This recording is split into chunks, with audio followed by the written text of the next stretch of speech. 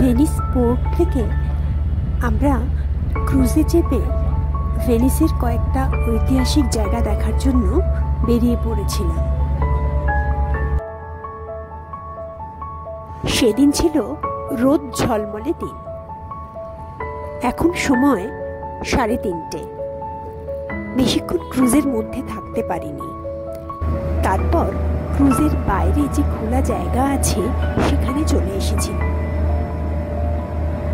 Venice বলতে আমাদের কিন্তু মনে পড়ে গন্ডোলা রাইড, ক্যানেলস আর অসংখ্য ঐতিহাসিক স্থাপত্য। ভেনিস শহরটিতে 100-রও বেশি আইল্যান্ড রয়েছে।